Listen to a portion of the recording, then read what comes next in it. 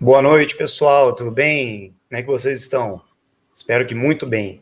Hoje a live vai ser bombástica. Vamos tratar de um assunto que já vemos falando aqui há algum tempo, mas vamos agora trazer mais verdades, mais pesquisas, mais informações que estão sendo descobertas por vários pesquisadores ao redor do mundo e com certeza vocês vão gostar muito. Para quem não conhece, eu sou o Rafael Hungria, do canal Unificação do Conhecimento.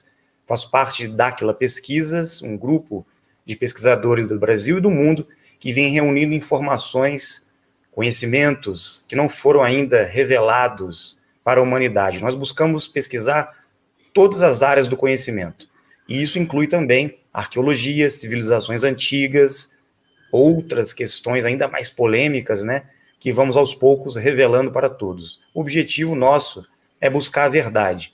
E por isso, me identifiquei muito com o pesquisador que eu trouxe hoje aqui no canal, um amigo nosso aí, que já participou inclusive de uma live de Dáquila, se eu não me engano, lá para 2018, 2019, quando lançamos o documentário Terra Convexa. Então eu vou apresentar ele aqui para vocês, e nós vamos trocar uma ideia fantástica hoje sobre assuntos bem polêmicos que eu vou deixar ele falar que assunto é esse. Boa noite, Márcio. Tudo bem?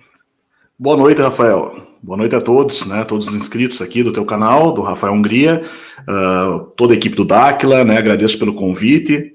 E vamos falar, né, sobre terras além, mundos além dos polos. É isso aí, um assunto polêmico e que devemos pesquisar. Muitas pessoas ficam confinadas, né, dentro de limites. Primeiro era o globo, depois a própria Terra plana começou a ficar confinada em limites, as pessoas não estão abrindo a mente para pesquisar o que está mais além. Nós de Dáquila realizamos algumas pesquisas e identificamos a existência de um continente oculto lá para cima da Rússia, da Sibéria. Isso foi muito curioso na época, quando estávamos realizando experimentos da Terra convexa. Ficamos surpresos, não conseguimos chegar, obviamente, até lá, porque nós soltamos balões e sondas atmosféricas para conseguir filmar a região. O tempo, o clima estava muito complicado na época e não conseguimos retornar para identificar e mapear aquele local. Mas existe uma época do ano que possivelmente nós vamos conseguir, estamos nos preparando para isso.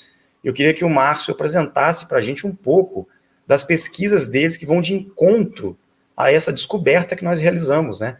Então tem tudo a ver as pesquisas dos grupos. Inclusive a gente vai convidar o Márcio um dia para também participar das nossas pesquisas aí. Manda bala, Márcio. Quais são os assuntos que você encontrou diante dessa investigação? Fala um pouco de você também, do seu trabalho, né? Do seu caminho em busca do conhecimento da verdade. Perfeito. Bom, para quem não conhece, né, o nosso trabalho, o meu canal, o canal Além da Nuvem, né, meu e da nossa equipe aqui, e nós temos também o Instituto Licentia, que é onde nós temos os nossos cursos e fazemos as nossas pesquisas mais aprofundadas, né. Cada vez mais a gente vai migrando, né, a gente sentiu a necessidade de ir atrás de uma plataforma privada para organizar essas pesquisas por tópicos. Então nós temos hoje, por exemplo, a verdadeira história do Brasil, né, que também é um tema que é abordado pelo Dáquila em relação a Ratanabá e outros temas, né. Nós temos esse estudo que vai, enfim, vai fazer uma escavação, né, na verdadeira história do Brasil, utilizando as obras dos principais arqueólogos, linguistas, enfim, filólogos que passaram por esse país e deixaram registrado seus estudos. Então nós temos esse trabalho, ele vai remeter até a época de Salomão e antes, né, até a época dos fenícios no Brasil, a época de Salomão, os gregos que estiveram presentes no Brasil. Segundo um dos maiores pesquisadores desse tema, talvez até antes de terem ido para a Grécia. Então, por quê? Por que isso? Porque as evidências arqueológicas e os registros de grego são uma forma de grego muito antiga. Enfim, esse é um dos aspectos do nosso estudo no Instituto, né? Além disso, nós temos o formato, que é o que nós vamos tratar hoje, né? Especificamente, que fala dos mundos além dos polos. A teoria científica chama-se continuidade física do universo. Ela foi proposta pelo cientista Francis Amadeo Giannini, que foi inclusive um amigo de Almirante Byrd, quer dizer, conheceu o Almirante Byrd e o Wilkins, né, George Wilkins, na verdade, que também foram, no caso, esses dois foram os principais exploradores tanto do Ártico quanto da Antártida.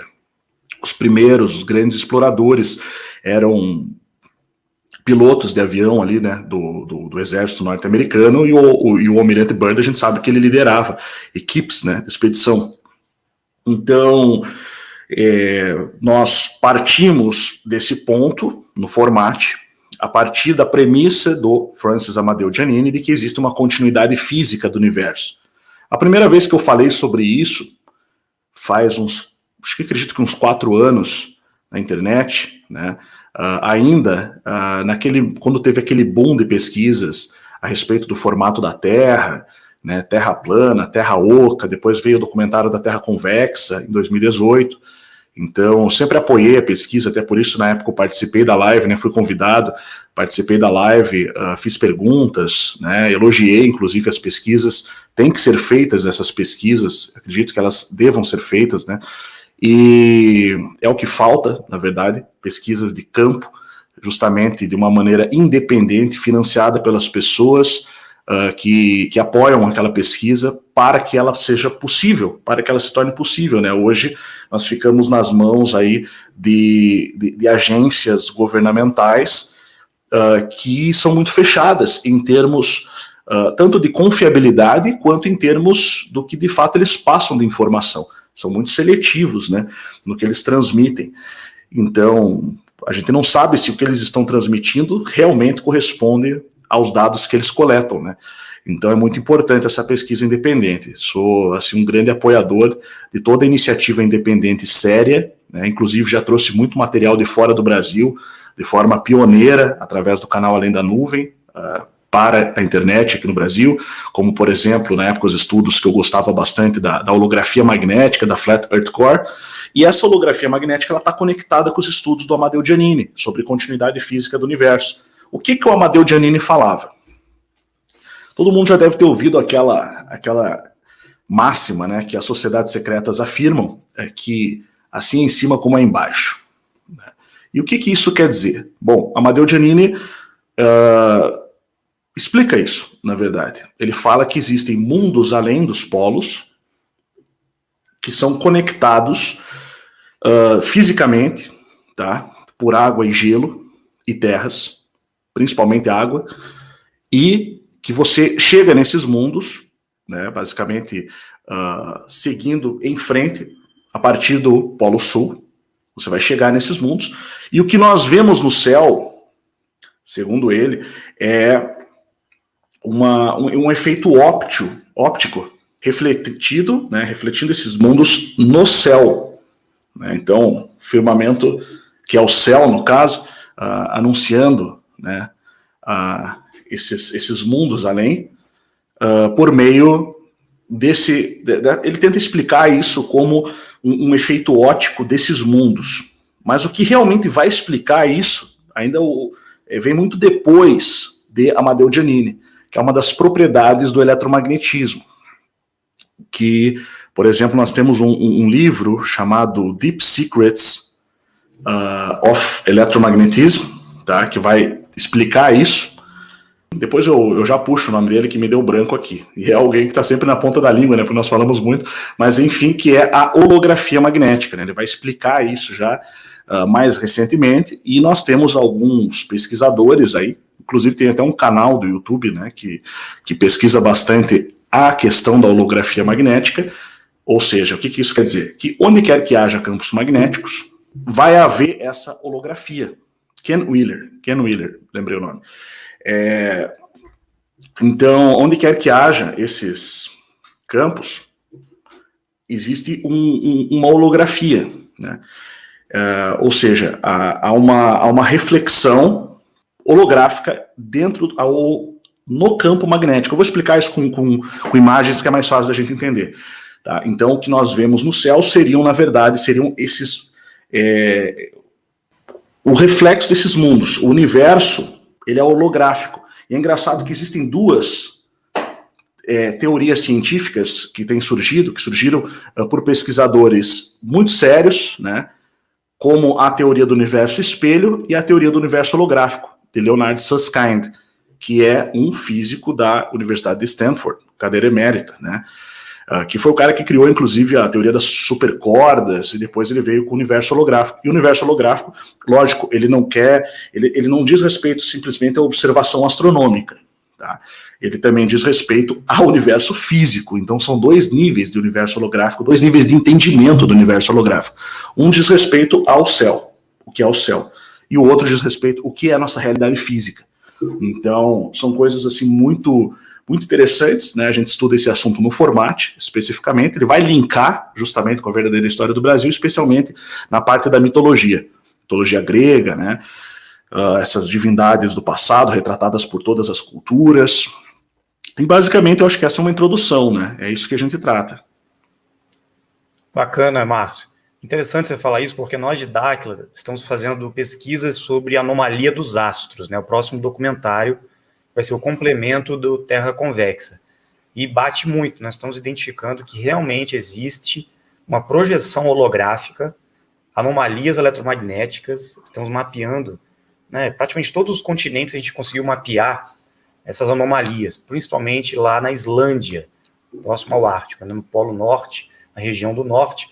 Pesquisas na Islândia apresentaram resultados fantásticos com relação a isso, e principalmente sobre a aurora boreal também, que nós vamos revelar coisas bombásticas. E interessante você falar dessa questão das terras além, porque nós também estamos identificando, recentemente, nessas pesquisas, que existem outros mundos paralelos ao nosso aqui. E isso tem relação total com antigas mitologias, como você citou, e principalmente a mitologia nórdica, Yggdrasil, que fala dos 9 mundos, que existe um paralelismo por trás dessa questão de 9 regiões que eram bem conhecidas no passado e que os nórdicos trouxeram também na mitologia deles, né? Dos mundos, os reinos, na verdade, dos antigos nórdicos. Então, essa questão dos mundos paralelos, das terras além, da continuidade física do universo e a relação com essa holografia magnética, explica melhor um pouco o que o Amadeu Giannini e os pesquisadores, né, trouxeram aí para nós, para a gente poder fazer esse paralelo com essas pesquisas todas aí. Falando nisso, né, eu tenho uma novidade bem interessante aí. O Garibaldi entrou em contato comigo, né, do Dáquila também, e mencionou, de repente, a possibilidade de eu trazer alguma informação nessa questão da pesquisa da anomalia dos astros. E eu quero mostrar hoje algo bem interessante aqui, que pode, inclusive, entrar, né, futuramente a gente pode aprofundar isso, que é o tema da nossa próxima aula do Formate, inclusive.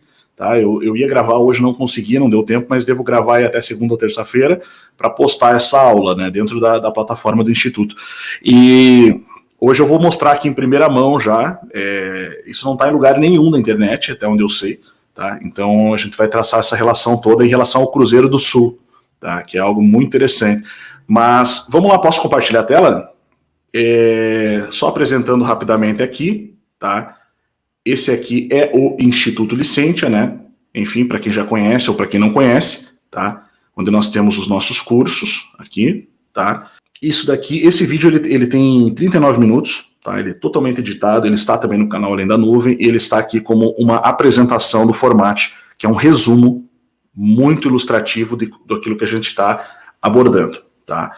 Além disso, para quem quiser depois pesquisar um pouco mais, dentro do canal Além da Nuvem, tá? Que é esse canal aqui, que é o nosso canal, tem uma playlist que se chama Formate. Você descer na tela aqui, né?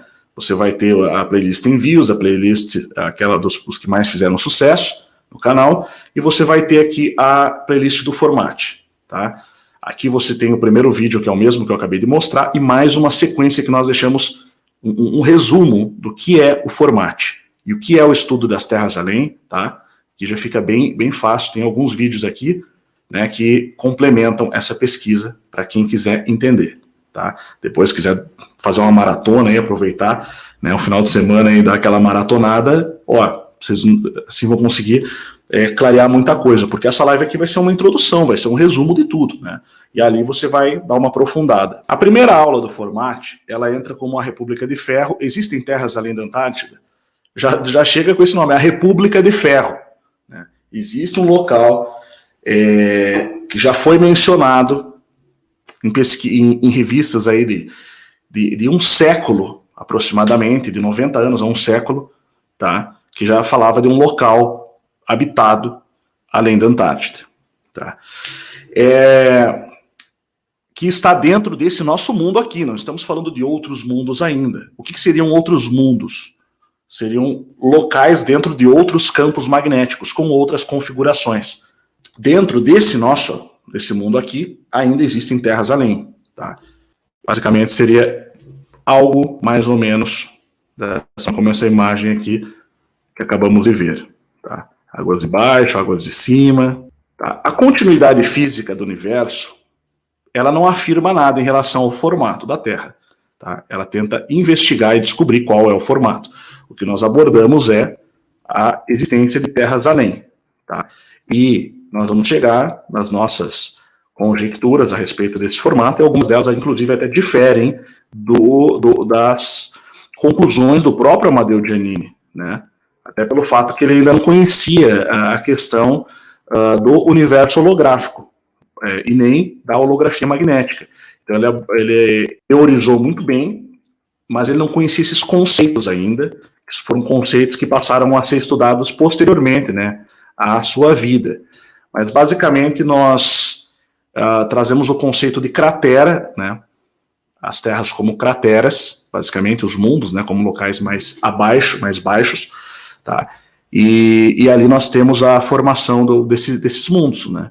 Então, aqui eu estou mostrando várias fotos de crateras, as pessoas inclusive não sabem, né? A maior cratera do mundo, que fica na Rússia, eu mostro isso em algumas das aulas, por exemplo, ela suga, ela tem uma força de sucção muito forte. É proibido passar avião e helicóptero por cima. Tá? Que é uma cratera que existe na Rússia, de uma antiga mina da União Soviética. Né?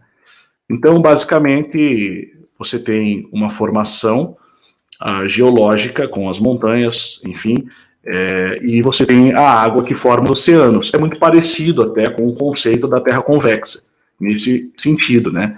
E também o fato de haver terras além.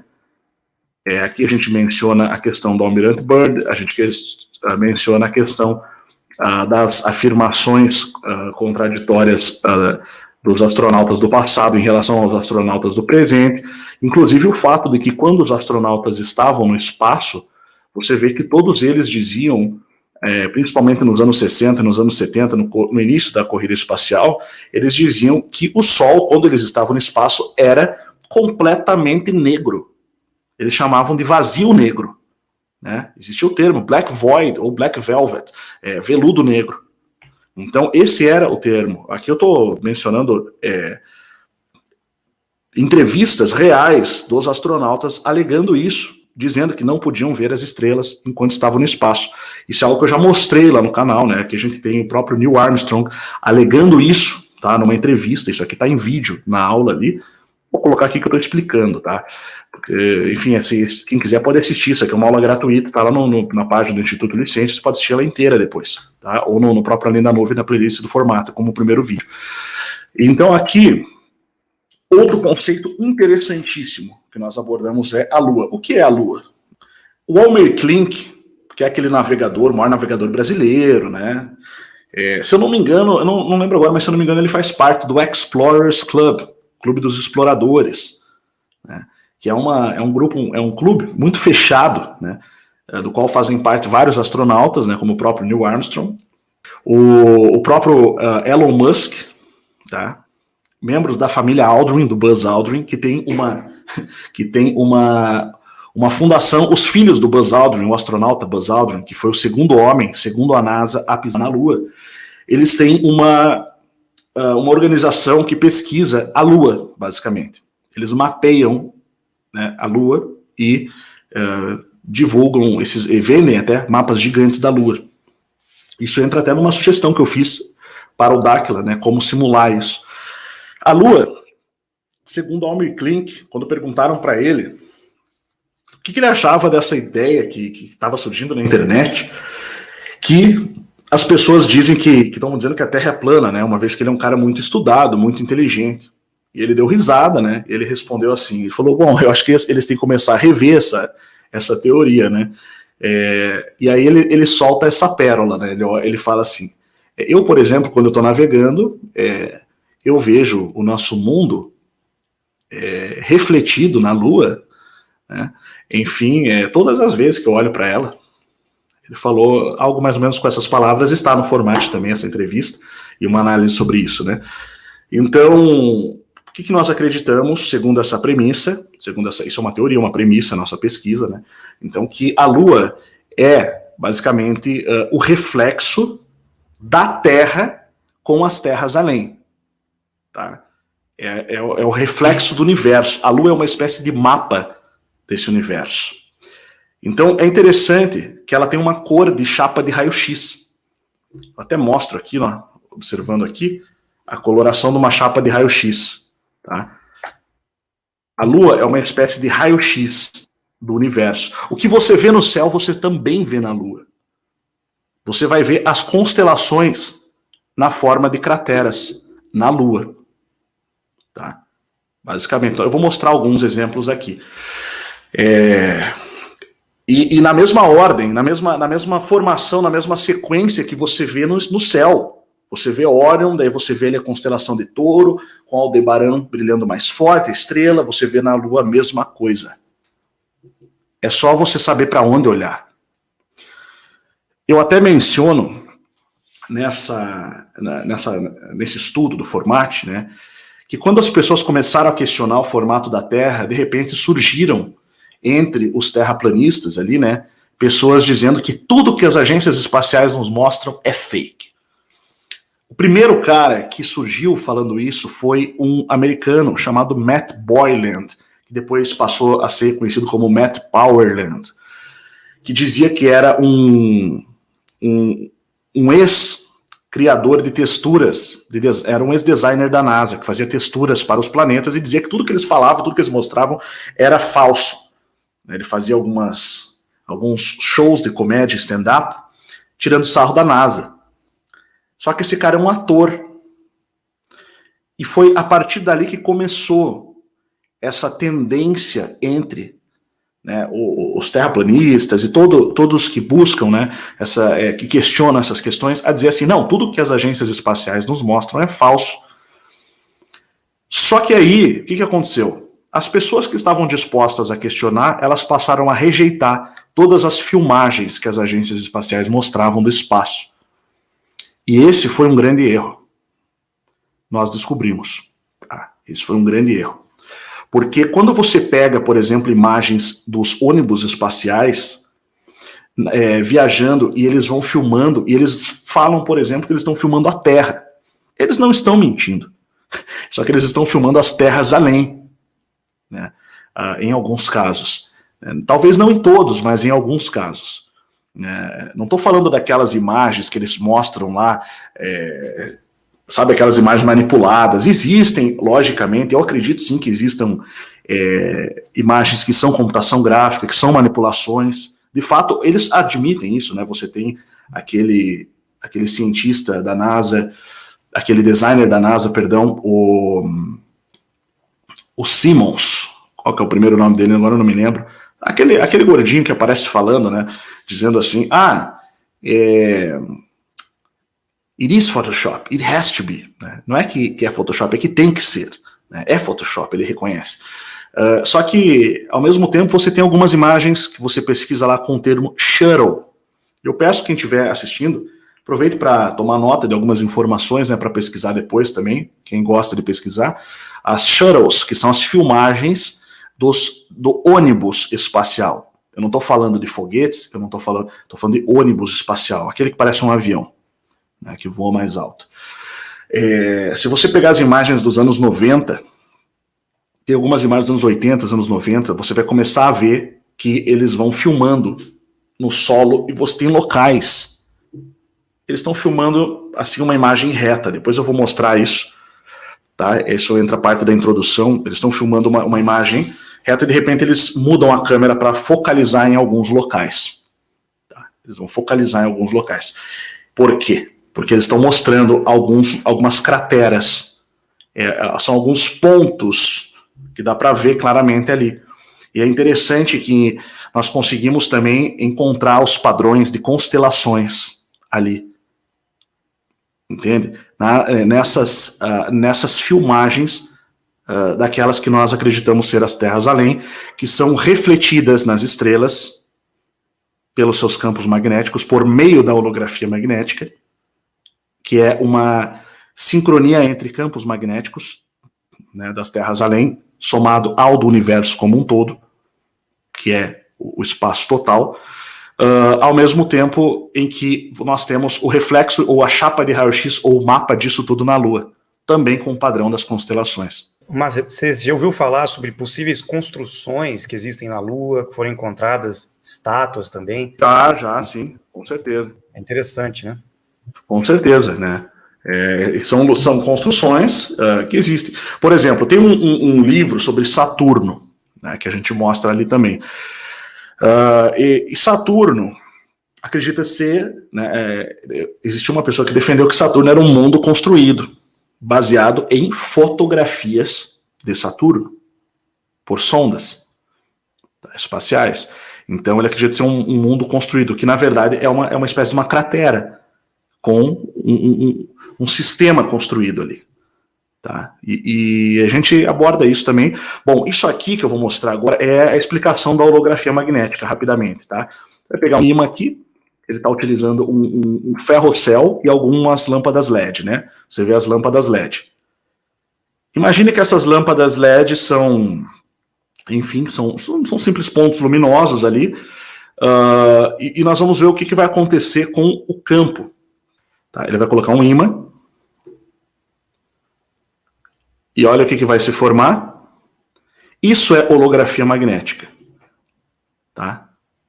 Observe como forma uma espécie de uma cúpula magnética, eletromagnética e tridimensional. Você vê que ela forma, de fato, uma cúpula. Isso aqui é um campo magnético. E o que são esses riscos por onde a luz se propaga? Isso é holografia magnética. Essas linhas são vetores. Isso é uma propriedade do eletromagnetismo. A luz, ela vai se propagar nesses vetores, nesses caminhos. A palavra vetor significa caminho. Tá? Então a luz, ela vai se propagar nesses caminhos do campo magnético. Como é que a gente consegue ver esse campo magnético? Porque ele está usando aqui um ferrocel, que é um vidro com algumas substâncias químicas que mancham esse vidro, entre aspas, né? E essas substâncias, esses químicos ali que são jogados, né, metais, basicamente, em estado líquido, que vão manchar aquilo ali, elementos químicos, vai permitir você ver o campo magnético. E quando você vê o campo magnético, é isso que você vê. Então é isso que a holografia magnética estuda. Então, se nós estamos num mundo que tem um campo magnético e a Terra tem campo magnético, nós sabemos disso, né? Assim como o Sol tem campo magnético que interage com o campo magnético da Terra, você vai ter esses campos interagindo entre si, e a luz, né, que por definição significa onda eletromagnética, sendo que o campo elétrico e o campo magnético são o mesmo campo, só que são propriedades diferentes, são aspectos diferentes desse campo. Né? Então você tem a força elétrica, você tem a força magnética, só que num campo você vai ter a sua, vamos dizer assim, a sua função elétrica e a sua função magnética. Você vai ter a sua face elétrica e a sua face magnética, mas o campo é o mesmo. A luz significa onda eletromagnética. Né? Eu até dou um exemplo, né? Quando você vai, né, no Gênesis, o haja luz, né? O haja luz do Gênesis, haja luz, onda eletromagnética, campo magnético. Você sai de um ponto, uma dimensão, que vai formar um plano, duas dimensões, que vai formar o aspecto tridimensional. Você vai ter essa expansão, basicamente, e tudo que é tridimensional vai estar dentro desse campo. Tudo que é tridimensional, o mundo físico como nós conhecemos, está dentro desse campo. E isso vai explicar o universo holográfico em seus dois aspectos. Primeira propriedade do universo holográfico. Tá? Se você vai você vai estudar essa teoria do universo holográfico, ele diz, vou usar minhas palavras aqui, mas o significado é o seguinte, enfim, tudo que existe no mundo tridimensional pode estar nas paredes de um plano bidimensional, de 2 dimensões, nas paredes de um aposento de 2 dimensões. Tudo que está, se você tem um cubo, por exemplo, tudo que está dentro desse cubo maciço, ele está contido nas paredes desse cubo também. Se você tem, nesse caso aqui, nós temos esse círculo, quando ele pega o campo magnético e levanta, ele se torna tridimensional, ele forma uma cúpula. Você tem um círculo, e o campo magnético vem desse círculo e forma uma cúpula. Ela se torna tridimensional. Só que o universo holográfico, ele vai mais além. Ele vai alegar que tudo que está dentro dessa cúpula também é resultado disso. Aí você entra no aspecto mais profundo do universo holográfico, de que o universo todo é um holograma, né? É basicamente a teoria da Matrix, né? Mas isso seria um mundo físico, basicamente. Mas a gente não precisa ir tão longe hoje, a gente pode ficar simplesmente nessa parte aqui do aspecto visual em termos de astronomia. O que isso significa na observação do céu, o que isso significa nesse campo que está sobre nós, nas estrelas, enfim, no que nós vemos ali. Tá? Então, isso aqui é a holografia magnética para você entender, para todo mundo entender. E observe que interessante, ele colocou o ímã mais para o lado, né? Se ele estivesse no meio aqui, bem no centro, o que você ia ter? Você ia ter uma mandala perfeita, como um filtro dos sonhos. E, de fato, é essa a imagem da holografia magnética. Olha aqui. Ela forma um filtro dos sonhos em forma de cúpula. Mandala. Vamos ver aqui o que acontece quando ele interage com o metal. Olha só. Olha a interação do campo magnético. Isso explica muita coisa, acho que da anomalia dos astros, né? Quando você olha essas anomalias dos astros, não é algo parecido que muitas vezes você vê? Exatamente. Porque tudo são campos magnéticos interagindo. A holografia magnética é muito mais impactante, ela é muito mais importante do que a ciência dá a devida importância, né? A ciência não dá a importância devida para esse aspecto do eletromagnetismo. Ela simplesmente ignora a luz. Porque, na verdade, a tecnologia da luz ela foi restrita, ela foi escondida. Né? Por isso que, enfim, se você vai lá no pai da ciência moderna, Francis Bacon, após a sua morte, ele escreveu Nova Atlântida, que é assim, o seu ideário, digamos assim, né? o mundo utópico. E ele relata ali que os cientistas-chefe daquela sociedade fictícia que ele cria ali, eles escondem a tecnologia da luz, basicamente. Né? Então, vale a pena, né? Eu recomendo que pesquisem sobre isso. Eu tenho uma aula sobre isso no Format também, e também no Cosmovisão, curso Cosmovisão 4.0, que fala de visão de mundo, né? A visão tradicional, qual que era a visão antiga, quando que ela mudou, né? A diferença de visão de mundo que existe entre a visão moderna e as visões tradicionais e ancestrais. O que mudou e por que mudou? Bom, então aqui acho que deu para entender um pouco, deu para dar uma vaga ideia do que é a holografia magnética. Simplesmente a gente podendo ver como se comporta um campo magnético de fato. Mas observe isso aqui. Agora que estão começando a entender, quando vão começar a olhar o universo elétrico e o universo holográfico, é lógico que eles estão relacionados, porque a luz é onda eletromagnética. Se os cientistas estudam o universo elétrico, é lógico que vai estar relacionado com o universo holográfico, com eletromagnetismo, não tem como fugir disso, entende? Mas enfim, então aqui nós estamos mostrando, aqui ó, mais uma vez você vê perfeitamente essas formações aqui, ó, o efeito mandala, né, o meio. Então a luz sempre vai se propagar dessa forma, e é isso que vai explicar toda a movimentação dos astros. Então basicamente tudo que você vê acima, assim em cima como embaixo, por isso. Porque cada cratera, cada mundo tem seus campos magnéticos. Então, basicamente é isso, né? Aqui nós temos a visão dos céus, né?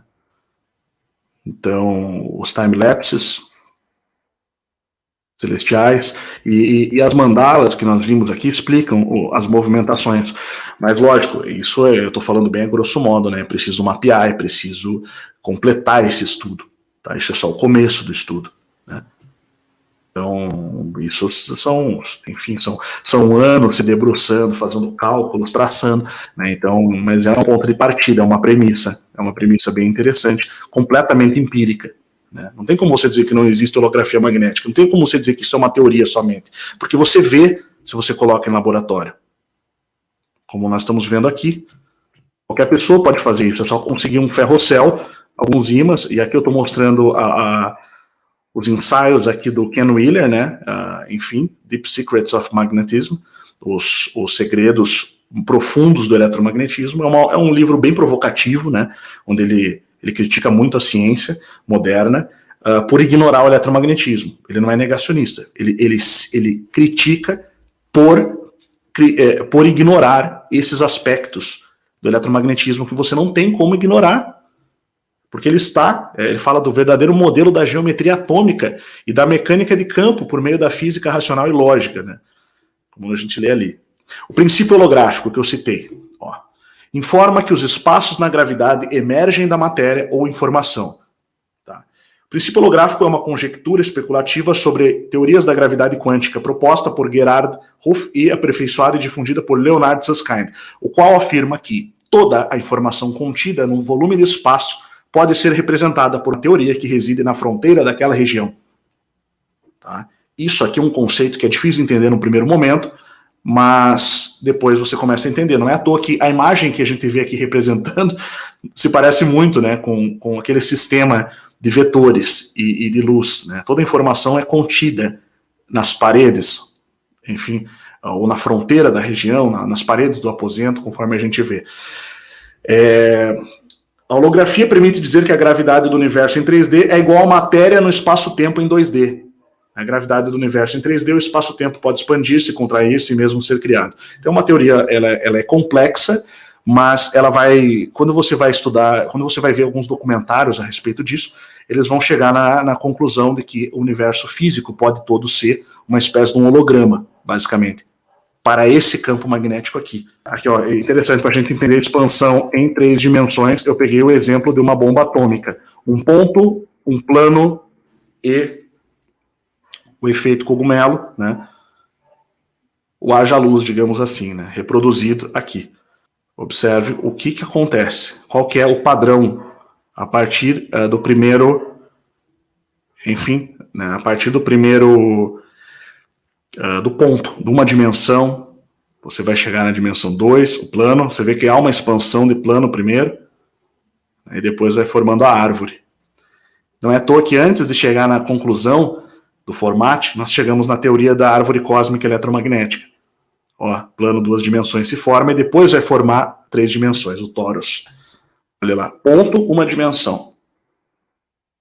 Aí você vê um plano se forma aqui, ó, tá vendo? O risco fica muito claro ali, ó.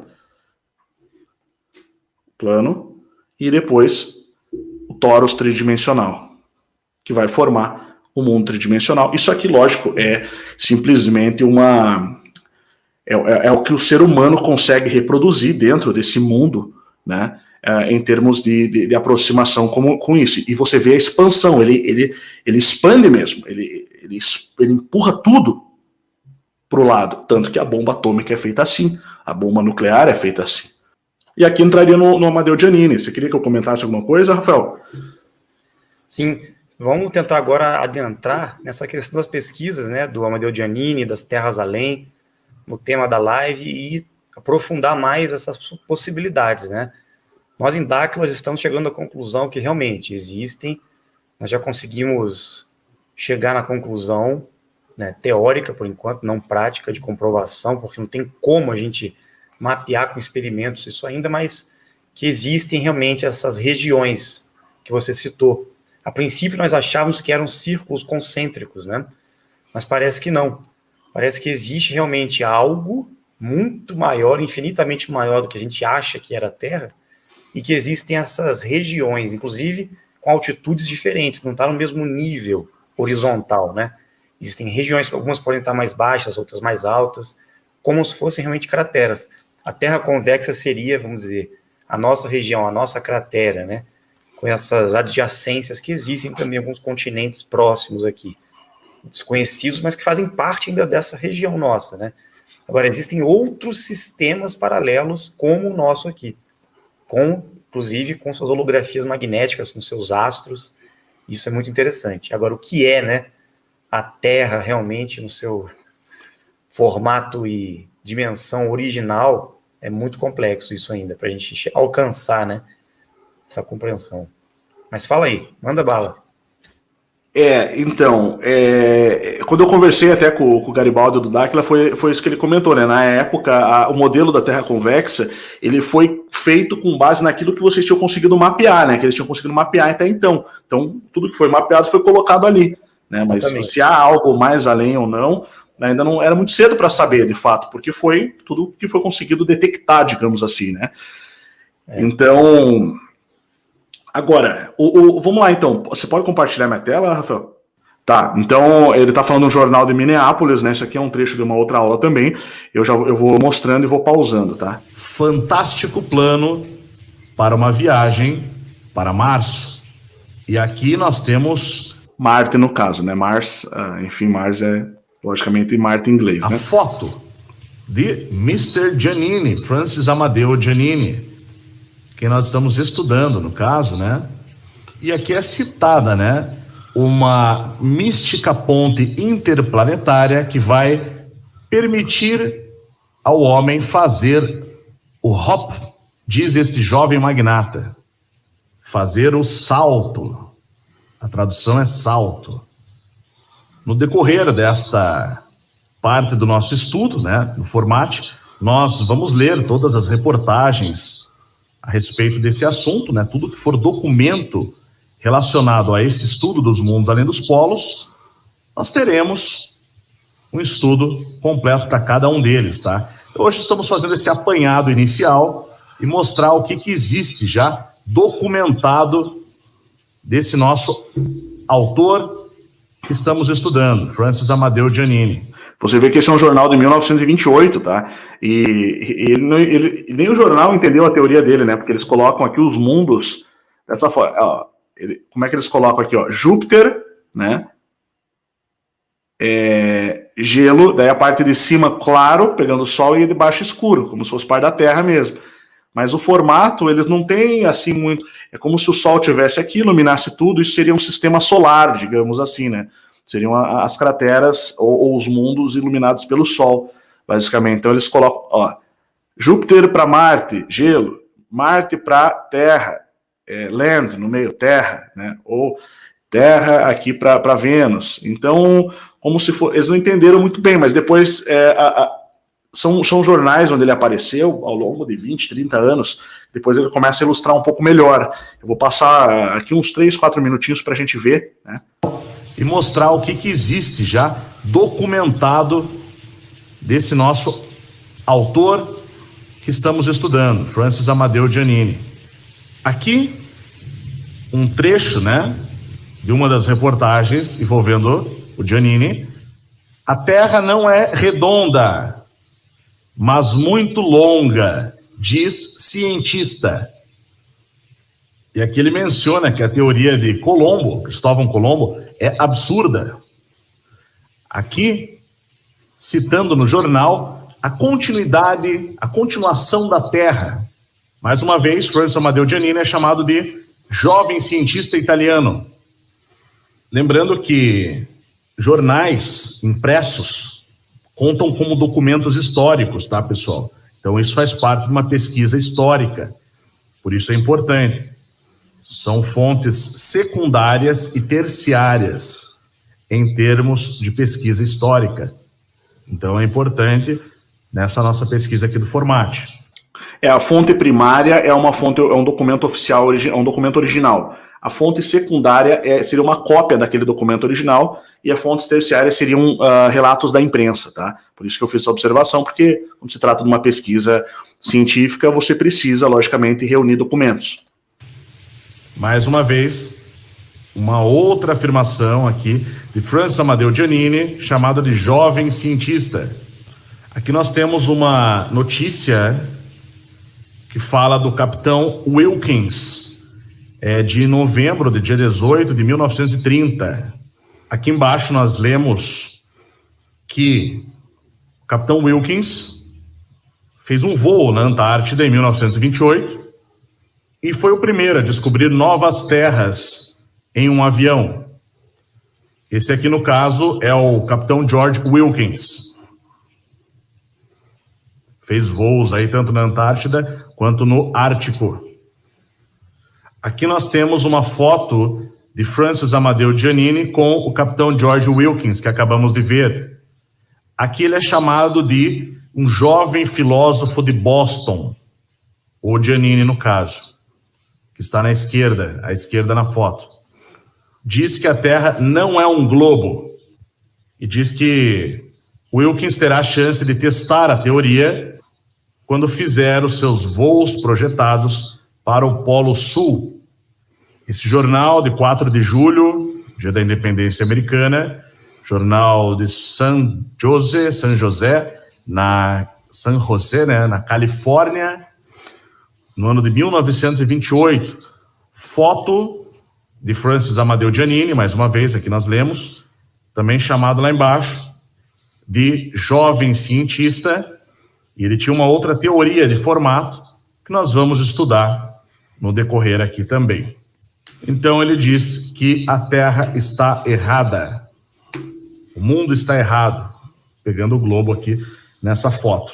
Aqui nós temos o jornal St. Louis Globe-Democrat do Missouri, dia 30 de março de 1947, no caso um domingo.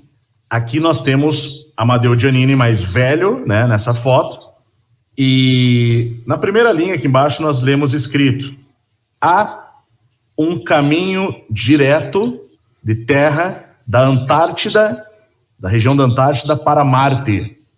Você pode chegar em Vênus, Saturno ou em qualquer outro planeta, seguindo na direção sul. Lendo a manchete: nós podemos caminhar para Marte, talvez para Júpiter e outros planetas e estrelas. Escritor diz que as descobertas de Byrd, o almirante Byrd, indicam um link de um universo sólido. Chama os polos de polos imaginários. Então, aborda aqui, né, basicamente, a teoria do Giannini, um destaque aqui nesse jornal de 1947. Interessante como nunca ouvimos falar dessa teoria, não é mesmo? A não ser aqui no Formate e alguns pesquisadores independentes. Aqui nós lemos que Giannini era um... Vou voltar aqui, ó. Ele fala assim, aqui do lado, ele fala: estrada para Saturno, além do Polo Sul, declara o cientista. E aqui é a foto do Amadeo Giannini mais velho, né? Já em 47. Alguns pesquisadores independentes nos Massachusetts e tendo feito suas aulas nas escolas de Boston. Bom, enfim, né? Eu mostrei aqui primeiramente só para a gente ter uma noção de documentos de jornais do passado, né? Depois eu passo, até o Garibaldi tinha me pedido, eu acabei não conseguindo passar essa semana, esqueci, peço desculpa, né, para o Garibaldi aí, que tinha me pedido esses jornais, e depois eu mando para ele os links para divulgar aí, tá? Bom, então esse aqui seria o Giannini, basicamente, a pesquisa dele. Agora a gente vai entrar numa parte mais legal, tá? Uma parte que é menos técnica e a gente vai conseguir entender um pouco desse mundo, como funciona, e eu vou poder mostrar também a questão, falar um pouquinho de plus ultra, né? Eu acho que seria legal falar um pouco do plus ultra, isso aqui, ó, por exemplo, da questão da Lua, da anomalia dos astros. Você consegue ver aqui, o que você vê aqui? Essas crateras aqui, né? Vamos lá. A gente tá vendo o padrão do Cruzeiro do Sul na Lua. Isso aqui, a pessoa pode falar, não, aí você está forçando a amizade. Bom, mas se eu te falar que a gente encontrou o padrão de Órion, das Pleiades, Tudo conforme você vê no céu, na mesma posição. Quer dizer, logicamente que numa posição proporcional à do céu. Padrão de Pleiades, padrão de Órion, padrão de Touro, né? Com todas as estrelas e com a devida proporção de brilho em relação à profundidade da cratera ou a como ela é visível na Lua. Deixa eu passar para você, Rafael, você comentar um pouco aí. Muito interessante, né? Muitas coisas que você está falando batem com as pesquisas de DAC, elas estão bem alinhadas, né, com resultados das nossas pesquisas aí para o próximo documentário. Bem interessante, né? Como é que as ideias vão... Na verdade, o passado, os pesquisadores lá atrás já tinham acesso a algumas informações, isso foi suprimido, né? Completamente ocultado de nós, diante de toda essa manipulação que foi feita nesses últimos anos. Interessante, eu vou comentar também que nas nossas pesquisas nós identificamos a existência de alguns astros que têm uma frequência de luz diferente, digamos, na faixa mais para o ultravioleta, né? Então, esses astros emitem luz ultravioleta. Então, existe a possibilidade também de alguns desses astros, que eram conhecidos como Sol Negro no passado, né, nas mitologias, emitirem uma frequência de luz também que está interferindo nesse campo eletromagnético, né? E essa luz ultravioleta parece que ele tem uma capacidade de acender e iluminar. Isso pode estar relacionado à Lua, que se ilumina, e algumas estrelas e astros no céu. Nós vamos conseguir mapear um dos astros. Nós sabemos onde ele pode despontar no horizonte em certo período do ano. Vamos conseguir filmar com uma lente específica a presença do Sol Negro. Isso aí vai ser bombástico, né? Porque nós vamos provar a existência do Sol Negro. Então ele faz realmente essa... Existe não só um, existem vários. Ele faz um certo movimento próximo aqui desta nossa região, nosso mundo aqui, e ele está interferindo também no campo eletromagnético. E isso vai ser bem interessante para somar com essa questão do universo holográfico, né, do campo eletromagnético da Terra e tudo mais. O Sol Negro, ele vai emitir uma luz negra, basicamente, né? Ele emite uma espécie de luz negra. E luz de boate. Ilumina tudo que aparentemente pode ter uma coloração mais esbranquiçada, enfim, né? Então existe a possibilidade da Lua estar refletindo essa frequência ultravioleta. É possível, faz todo sentido. Todo sentido. Olha que interessante, falando da Lua, então. Essa aqui foi a imagem do Andrew McCarthy, um fotógrafo que utilizou câmeras superpotentes, telescópios, e fez várias fotos da Lua para tentar pegar as melhores fotos, né? Isso aqui apareceu até no site Hype Science. Já fechei a reportagem aqui para não ficar pesado, tá? Mas aqui você tem essa foto que ele mesmo captou. E você vê, olha que interessante, né? Interessante.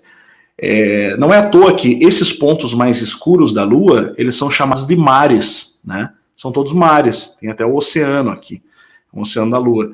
Então, o mar da serenidade, tranquilidade, né? Além do que, você tem... Lá na Lua você vai ter crateras com nomes que parecem ser codificados, né? Mas aqui, vamos lá, antes de entrar no Plus Ultra, aqui foi uma... Né, eu coloquei os meus estudos na época que o canal Além da Nuvem abordava o tema Terra Plana. Eu botei esses estudos, eu botei lá no formato, mas eu fiz uma introdução onde eu expliquei isso daqui, né? Caverna de Platão, a pessoa saindo aqui, né? Enfim, Terra Globo, Terra Plana, eletromagnetismo, holografia magnética, universo holográfico, terras além e continuidade física do universo. Essa é a sequência que nós traçamos no nosso estudo para chegar até aqui, tá? Bom, então aqui nós temos a Lua e olha só isso aqui. Aqui nós temos o local onde nós acreditamos ser correspondente na Lua ao Cruzeiro do Sul. Inclusive, se você observar, os mapas sempre colocam ao contrário, né? Geralmente, quase em todas as representações lunares, ele está ao contrário. É difícil de identificar as constelações, porque na maior parte das representações a gente vê elas assim, né? Enfim, só para resumir. Observe essa luz aqui. Essa é a posição onde fica esse conjunto de crateras, similar à posição do Cruzeiro do Sul, tá? Isso aqui ocorreu, isso aqui foi uma anomalia, tá? Uma anomalia que aconteceu na Lua. Um brilho que foi capturado, o fenômeno lunar transitório da Lua viva, tá? O evento Stewart, o brilho, isso aqui captado em 1953, no dia 15 de novembro, foi um clarão brilhante próximo ao meio do terminal. Isso aqui é a primeira vez que a gente está falando na internet, tá? Entre Pallas e Schroeter, as crateras, no caso. Fotografado em 15 de novembro de 1953. O que será o Cruzeiro do Sul? O que tem lá? Né? Basicamente, por que essas crateras que nós chamamos de Cruzeiro do Sul na Lua, né, segundo a premissa do Format, tá? Nós não estamos dizendo que é a verdade absoluta. Tá? Nós estamos dizendo que, segundo a nossa premissa de estudo, a nossa linha de estudo assume algumas premissas, né, e uma das premissas é essa, de que a Lua, de fato, ela tem uma espécie de mapa de raio-x do universo, e você tem os padrões das constelações também na Lua, porque, na verdade, os padrões das constelações são a projeção holográfica das terras além do universo. Então, é tudo uma coisa só, assim em cima como embaixo, né? Então, e aqui nós tivemos esse fenômeno, né? Existe esse fenômeno registrado, astronômico, enfim, e é bem relevante para a gente ver quando a gente liga com o Cruzeiro do Sul, né? Marcos, tem pessoal perguntando aqui sobre as estátuas, construções na Lua. Deixa eu só mostrar uma foto. Então, gente, ó, nós identificamos, né, nós de Dáquila e muitos pesquisadores também já fizeram essa pesquisa na região Reiner Gama. Depois pesquisem estátua na Lua. Temos um vídeo aqui no canal também. É muito interessante. Vocês podem ver que aqui próximo, né, tem esse... Vocês vão ver essa cratera aqui, essa mancha lunar, quando estiverem olhando. Até no Google Earth dá para achar, né? Vocês vão nessa região, vão ver esse boneco aqui, como se fosse uma mancha, né? Só que quando eles fizeram a análise mais minuciosa, com certos filtros de lente de câmera, com telescópio, saiu essa foto aqui, né? Que você vê esse boneco aqui, parece a estátua do Oscar, né? Chegando mais próximo, você vê esse objeto. Esse rosto, né? Parece uma silhueta. Então, é bem interessante. Para quem perguntou aí, quiser pesquisar depois, tá? Então é muito interessante, né, pessoal? Você vê, as pesquisas que muitos estão realizando batem praticamente 100% com o que nós estamos identificando em Dáquila. E essa questão, inclusive das terras além, serem um reflexo que pode estar projetado também no céu, isso é fato, tá? Nós também estamos chegando nessa conclusão que existe a possibilidade, essa teoria do Amadeu Giannini é factual, é possível sim que exista algo nessas outras regiões da Terra que fazem referência aos planetas. Agora, por que eles são considerados estrelas errantes, né? Eles têm uma certa órbita no céu, inclusive em camadas atmosféricas diferentes das estrelas do próprio Sol e da Lua. Então, tem todo um mistério ainda por trás disso, né? Mas tem relação sim, tá?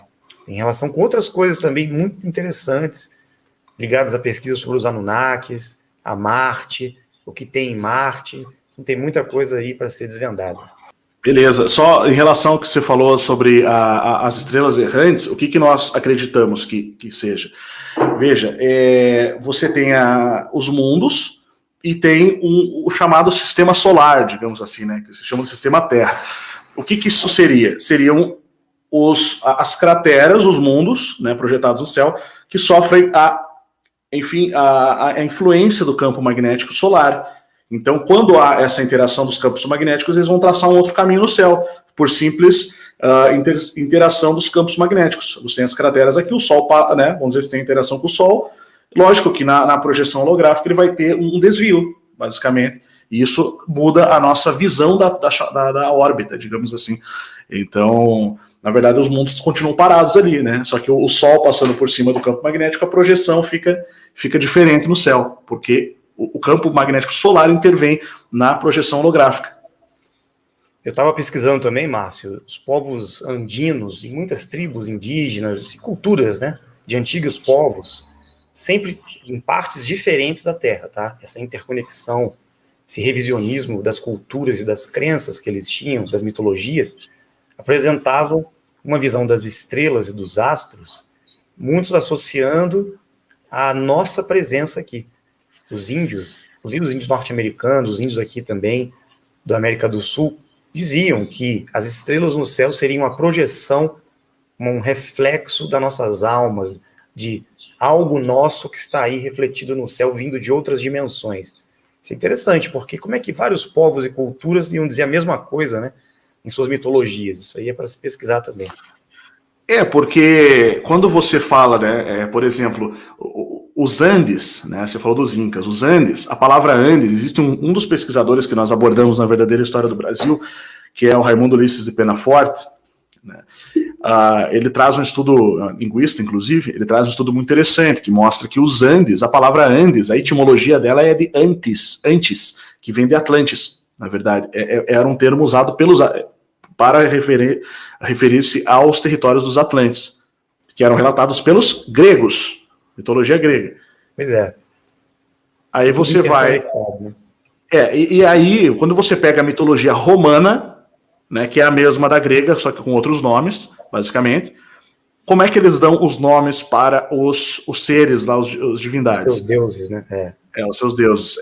Saturno, Marte, são os planetas, basicamente. Que seriam os locais.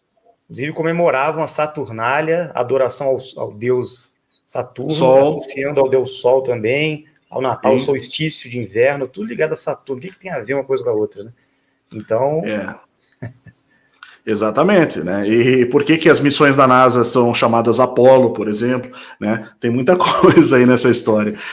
Tem muito mistério, mas basicamente, segundo a nossa linha de estudo, os chamados deuses do passado, relatados por todas as civilizações, com nomes diferentes, enfim, seriam seres que vieram dessas terras além, né, no início, e começaram em outras eras, o mundo aqui, em outras eras, por isso que tem a ver com o que você falou, né, dos antepassados, refletidos no céu e tal. Isso aí confirma, isso aí bate 100% com a visão de Dáquila também, da presença de... E eu tinha te perguntar isso, o que você acharia da presença de outras raças, outros seres, inclusive diferentes de nós geneticamente, né? Outras tipologias humanas existindo na Terra nessas outras regiões, outros mundos aqui, que seriam os outros planetas, né? Então, neste caso, extraterrestres existem. A concepção de extraterrestre, ela diz respeito a tudo aquilo que é de fora da Terra, a Terra conhecida, né? Então... tem um estudo do professor L'Oréal Rocha que nós abordamos muito, também gosto muito né, para mim foi um professor no início e até hoje aprendo muito com ele,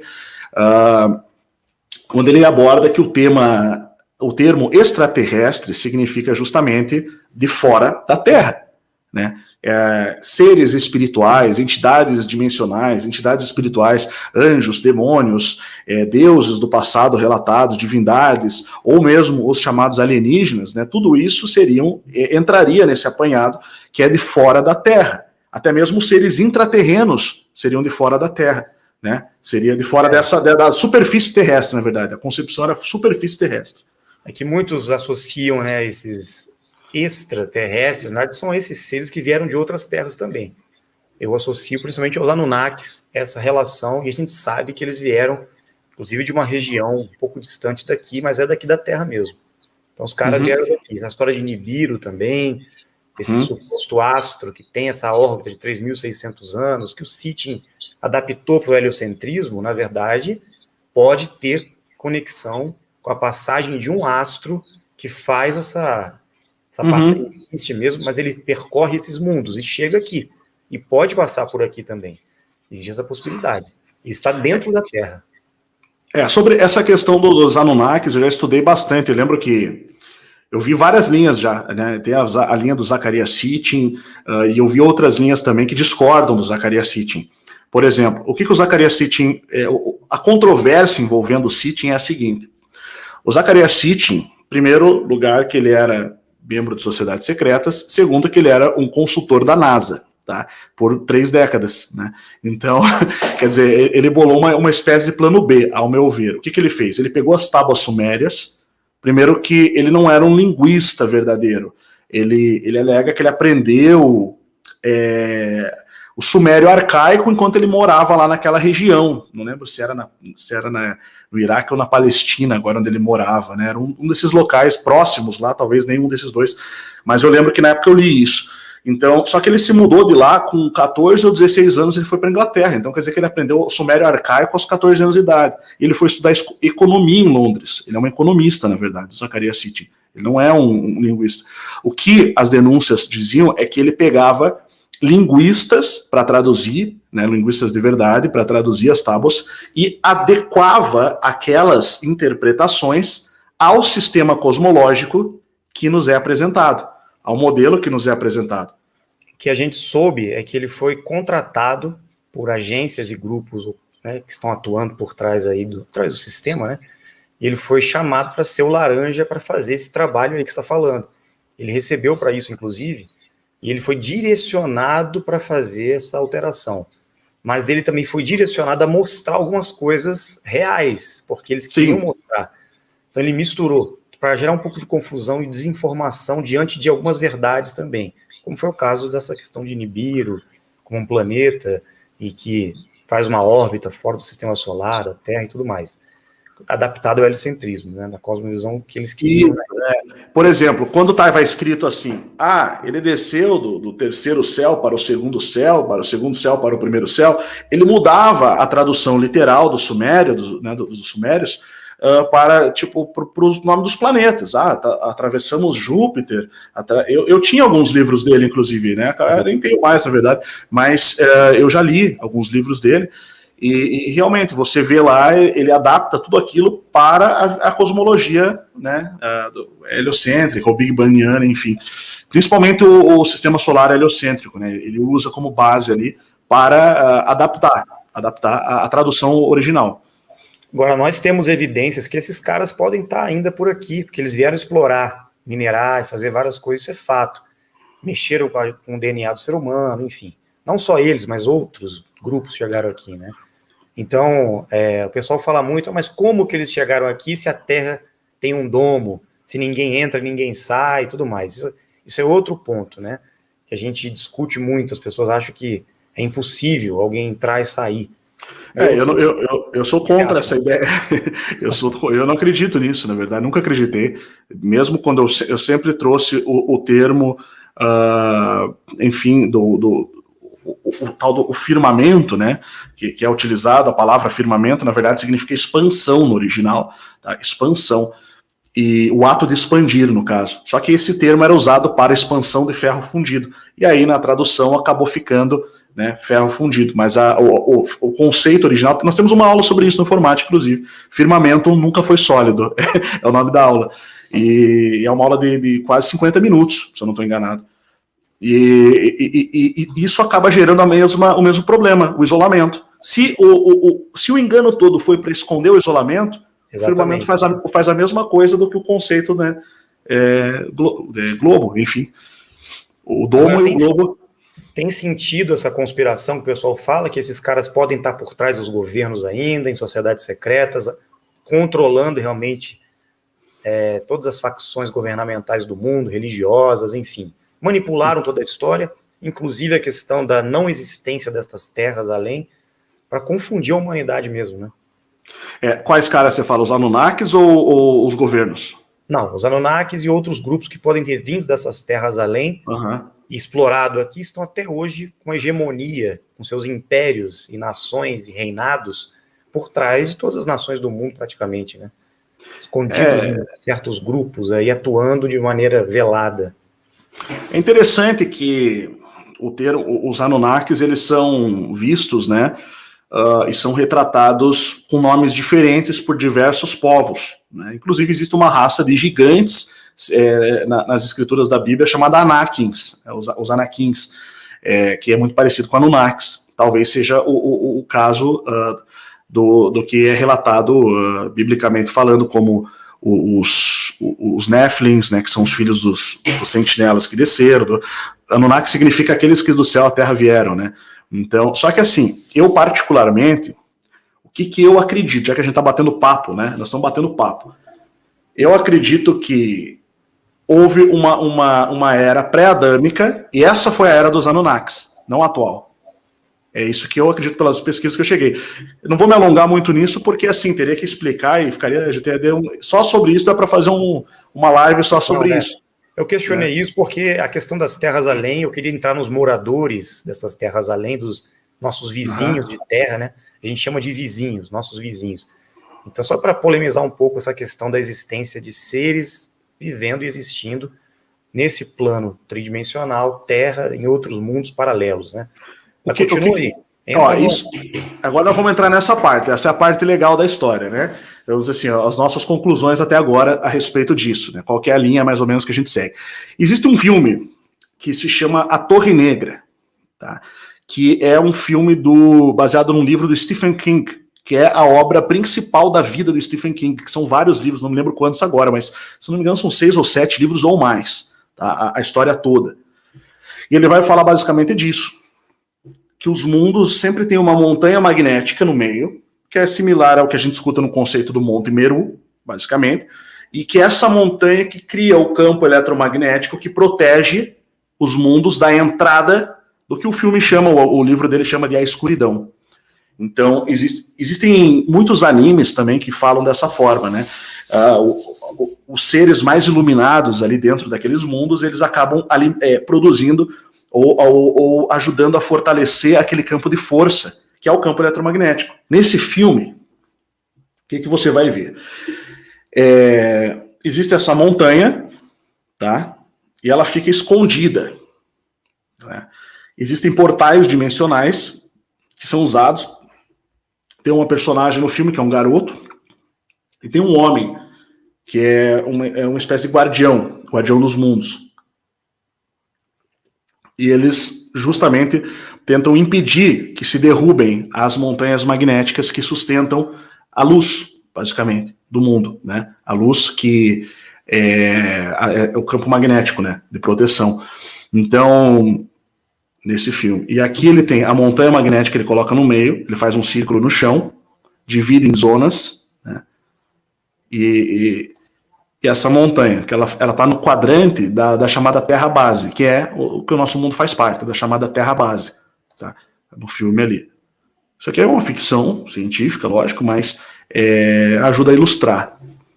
Então, aí ele vai explicar que essa montanha, ela cria um campo de força que impede a escuridão de chegar. E aí ele vai pegar uma aranha, eu não passei por direitos autorais, mas na mão dele ele vai pegar uma aranha do chão, eles estão no deserto ali, uma região desértica fora desse mundo aqui, o garoto ele tem habilidades psíquicas, então muito fortes, ele acaba sendo um alvo das agências governamentais.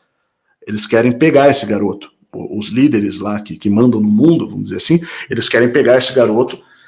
E crianças que têm habilidades psíquicas muito fortes, eles são utilizados justamente dentro de uma tecnologia que eles usam lá, que envolve uma certa tortura, para tentar destruir a força do campo magnético que sustenta a montanha. E esse garoto, ele tem a força para isso, ele é tipo como se fosse um escolhido, digamos assim.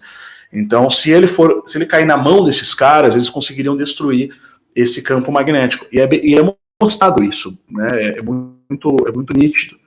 Esse filme vale a pena o pessoal assistir, tá? Se eu não me engano, ele tem até na Netflix. Se não me engano. E aí ele explica que se a montanha cair, o que vai acontecer? As criaturas das trevas exteriores, né, que seria escuridão, elas adentram nesses mundos aqui. E aí não sobra mais nada. Foi o que aconteceu com o mundo dele na época, né? Então retrata a guerra universal entre luz e trevas, que é isso que também as sociedades secretas utilizam ali, nos seus chãos xadrez, né, branco, aquela coisa toda.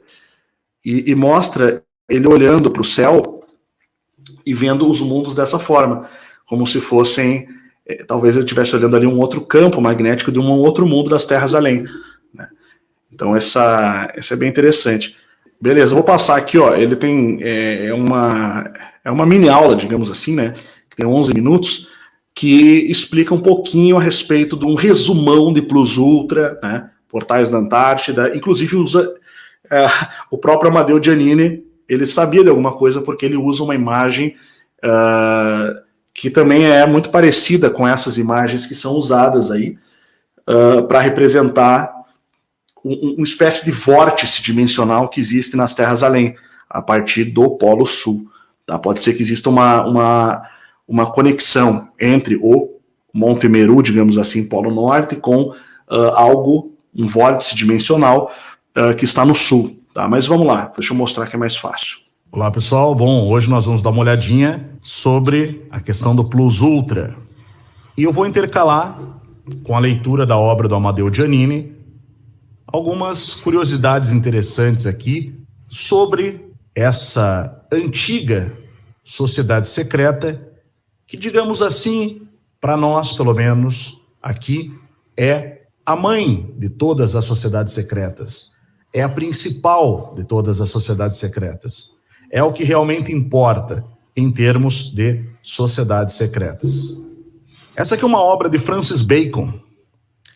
Francisci de Verulamio, você pode pesquisar, você vai ver que é a forma como ele próprio, Francis Bacon, pai da ciência moderna, costumava assinar seus livros, né? Então, Francisci de Verulamio ou Francisci Bacon de Verulamio, Visconde de Alba, pai da ciência moderna. Como podemos ver aqui na foto, foi um ensaísta, né? Que escrevia peças, um barão, ou seja, um político muito poderoso. De fato, ele foi o terceiro político mais importante da Inglaterra, atrás apenas do rei e do primeiro-ministro. Ele foi também um cientista, né, considerado o pai da ciência moderna, e também um filósofo. E aqui está a referência ao Plus Ultra. 2 colunas e mares além, terras além. Aqui marcado o ano de 1620. Nós sabemos que o termo Plus Ultra, isso está até na Wikipedia, tá? Começou a ser usado pela coroa espanhola, como vemos aqui, brasão da coroa espanhola, no reinado do rei Carlos I de Espanha, que foi sacro imperador romano e arquiduque da Áustria. Ele era chamado Carlos V, enquanto sacro imperador romano, e Carlos I como rei de Espanha, tá? Só uma observação. A partir de 1519, e rei da Espanha como Carlos I a partir de 1516, e era chefe da crescente casa de Habsburgo, poderosíssima casa real. Casa de Habsburgo é importante porque é quando realmente o Plus Ultra toma corpo e começam as ocultações das terras além, tá? Hoje, quando eles tomam o mundo, né, e depois escondem a Tartária, outros assuntos que nós abordamos. Da época. Houve também a Ordem do Tozão de Ouro, da qual ele foi grão-mestre. A lenda diz que esse nome foi colocado a partir do Estreito de Gibraltar, que, segundo a mitologia grega, não haveria terras além do mar Mediterrâneo. O que nós sabemos é uma grande mentira. Isso tanto é mentira que os gregos conheciam a América. A palavra América, ela vem do grego Amerogaia, que significa terra separada muito distante, segundo o próprio Raimundo Listo de Penaforte nos seus estudos. E também existia um continente chamado continente croniano, que diz respeito à América do Norte e talvez à América toda. Nós estamos estudando isso hoje na verdadeira história do Brasil. O continente croniano era como os gregos da Europa chamavam os gregos da América. Inclusive existiam cidades relatadas chamadas Pia e Belicosa, por exemplo, 2 cidades, uma pacífica e outra guerreira, parecido até com a história de Atenas e Esparta, exatamente, parecido com Atenas e Esparta, mas só que na América, né? Belicosa e Pia e outras cidades, tá, relatadas ali. Então, é evidente que as colunas de Hércules verdadeiras não eram o Estreito de Gibraltar, né? Do contrário, não seriam encontradas tantas evidências da presença de gregos na América. Isso na América pré-colombiana. O termo pré-colombiano significa antes da chegada de Colombo. Então, 1492. Vamos em frente. Aqui nós temos o lema Plus Ultra nas colunas, né, da Prefeitura de Sevilha. Na verdade, os pilares ficam na Antártida. Isso fica muito claro nesse mapa aqui, que nós estamos observando, que é um mapa espanhol, inclusive, né? Aqui temos o lema, né, o Plus Ultra. Aqui temos a águia bicéfala, aqui as 2 colunas, e olha o local onde ela é posicionada no mapa. Exatamente na saída ao sul, para a Antártida. Que mapa é esse? É o Brevis Exactae Totus Novi Orbis. Enfim, é um mapa raro, publicado em Veneza no ano de 1557, e foi desenhado para o rei Carlos V da Espanha. Que é aquele que a gente acabou de ver, né? O Carlos V ou Carlos I. Foi extraído da monumental Carta Universal de Diogo Ribeiro, Mapa-Mundi de 1529. Mais tarde, o Ribeiro se tornou piloto-major, cosmógrafo real e criador dos mapas de Fernão de Magalhães. Grande navegador, né? Para quem não sabe, onde fica o Estreito de Magalhães é justamente aqui, no extremo sul da América do Sul, e abaixo já entra a Antártida. E quando vemos o mapa, plus ultra. Interessante? Interessante esse daqui também, onde nós vemos as duas colunas, o plus ultra e a escada, que sobe para fora. A escada ela tem uma simbólica muito interessante, né? Talvez por estarmos numa cratera, mas também por dar acesso a outros mundos, ou até dimensões. Praticamente todas as sociedades secretas utilizam essas duas colunas como uma maneira de esfregar na cara do povo, né? Que eles sabem disso, que eles sabem de algo. Mas é isso. Aqui nós temos uma observação importante, eu vou voltar aqui. Se você observar nesse mapa aqui, ó, observe nessa parte inferior, aqui eu não vou conseguir aumentar agora, deixa eu ver se eu consigo chegar lá. Não. Bom, depois eu vou mostrar, tá? Mas você vê que o Plus Ultra, ele é posicionado aqui, ó. Ele é posicionado exatamente logo abaixo do Trópico de Capricórnio, né? E já cruzando com a coroa. Isso aqui não foi à toa que foi posicionado nesse local, tá? E aqui, ó, você tem as duas colunas também no brasão, e aqui esses dois animais, né? Além da águia bicéfala, né? Olhando para o Oriente e para o Ocidente.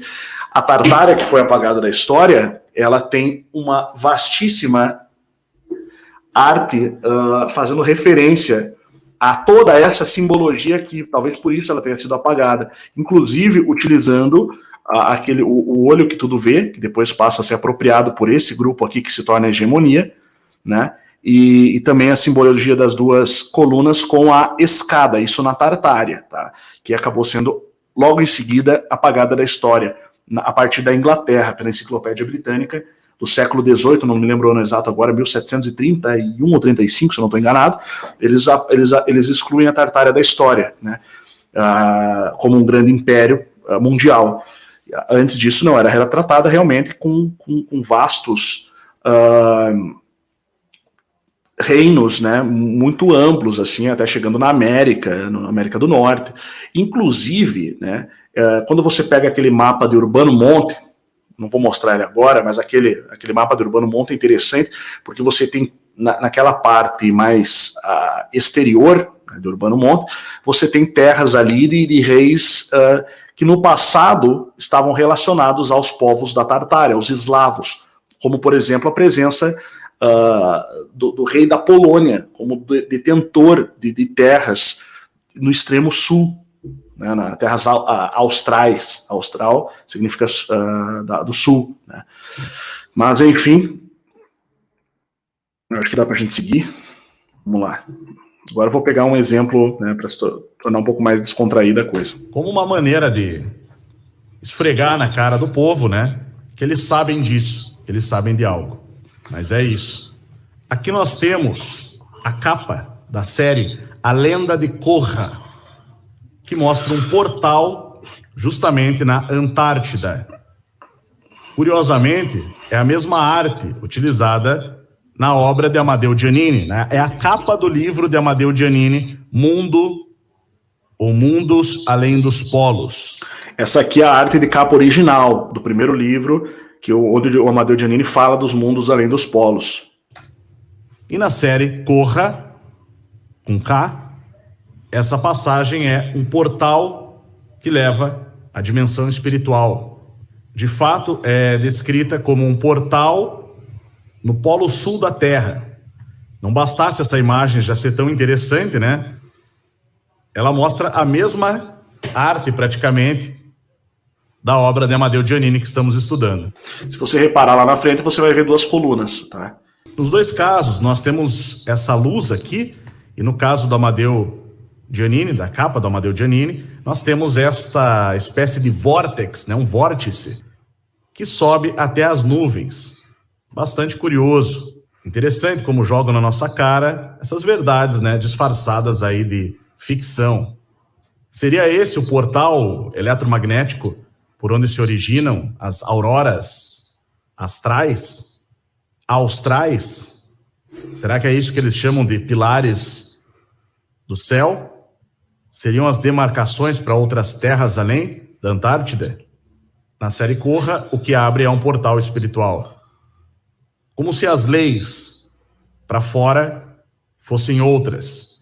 Não há essa proteção dessa redoma, dessa realidade eletromagnética onde estamos. Aqui uma imagem mais de longe. É como no filme O Quinto Elemento, né?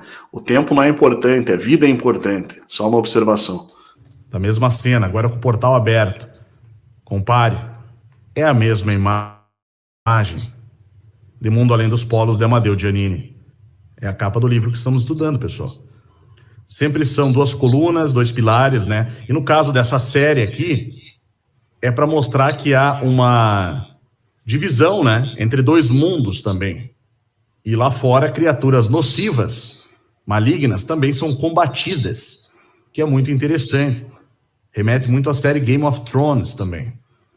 De fato, muitos animes japoneses trazem essa temática, né? Que fora dos campos de força dos mundos, vagam criaturas terríveis. Nesta cena, a personagem da série diz: ok, vamos para o portal.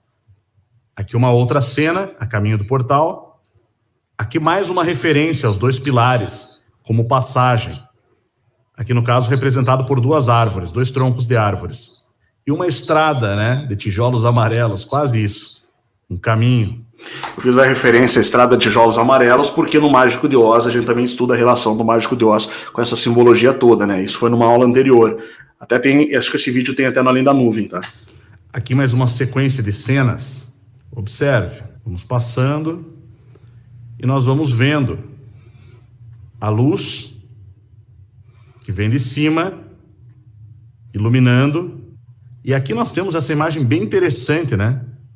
O vórtice de cima seria o eixo do campo magnético, algo assim. Muito interessante. E muito parecido também. Compare com a capa do Amedeo Giannini. Compare.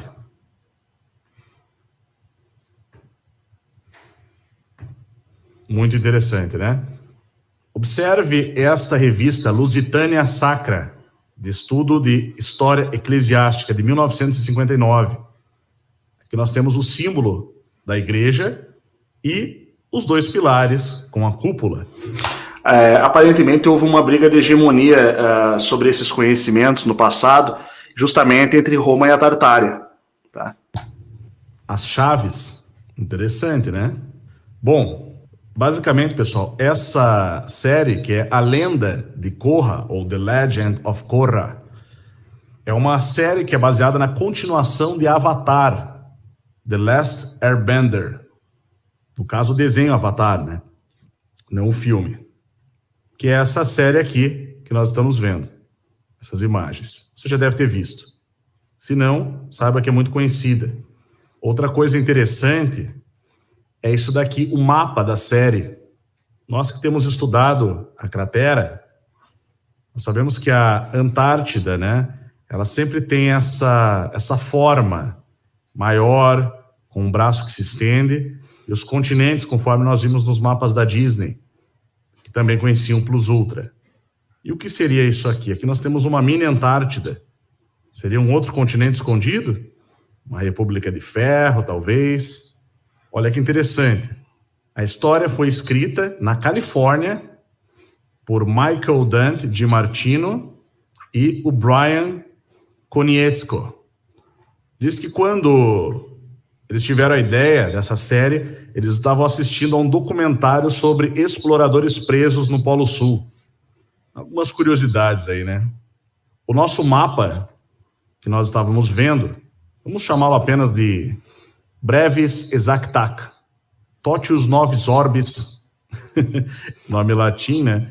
Bom, de qualquer maneira, aqui já havia, né, a Flórida, nomeada Flórida, os pontos nomeados muito interessantes, Cuba, já chamada de Cuba, né?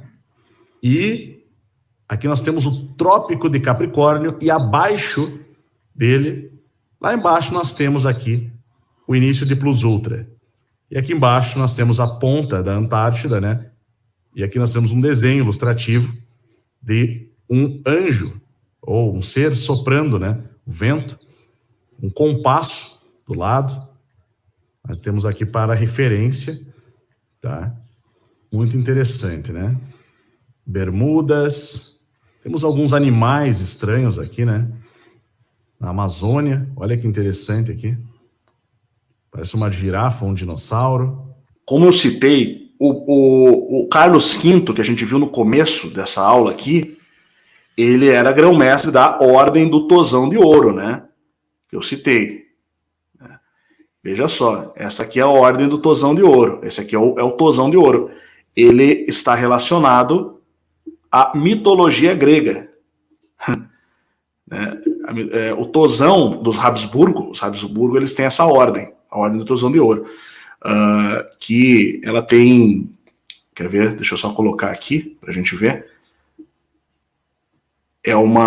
Eles utilizam esse tozão, esse símbolo, né? Enfim, deixa eu ver se eu consigo achar alguma coisa que vá remeter aqui ao tozão. Mas basicamente, inclusive tem também uma outra ordem, né, chamada Ordem do Dragão, que também é algo que nós estudamos aqui, vamos estudar no Formate. Mas o tozão de ouro, ele tem a ver, deixa eu colocar aqui, tozão de ouro, na mitologia grega, ele vai se referir a uma exploração, né, que os deuses da mitologia fizeram. Deixa eu só ver se eu consigo localizar aqui, para ver. Tem até um barco, não consigo lembrar de cabeça agora, mas tem um barco, né, que foi feita uma expedição, provavelmente de terras além. E o poder do Habsburgo é atribuído ao Tozão de Ouro, à Ordem do Tozão de Ouro. Tá? E olha que interessante, se você pega essa imagem aqui do Tozão de Ouro, toda essa informação do Plus Ultra, ela é revelada no filme Tomorrowland, né? Deixa eu ver se eu consigo. Ó, esse aqui é o broche do Tomorrowland. No filme Tomorrowland só pode ir para as terras além aquelas pessoas que recebem isso aqui, esse broche. E você vê que existe uma similaridade muito grande, né? Com esse símbolo aqui do Tozão de Ouro. Vamos lá, olha só.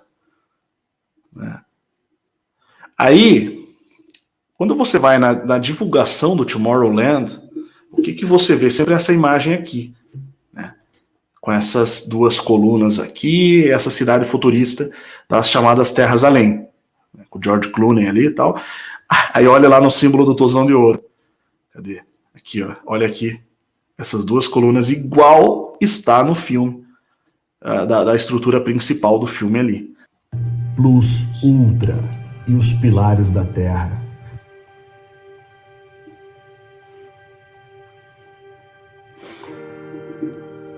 A Sociedade Plus Ultra é uma sociedade formada por algumas das mais proeminentes personalidades da humanidade. Muitos de seus membros são considerados as mentes mais brilhantes que a humanidade já conheceu.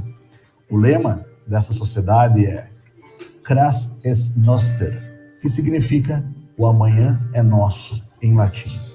Foi fundada em 1889 por Nikola Tesla, Thomas Edison, Jules Verne e Gustave Eiffel.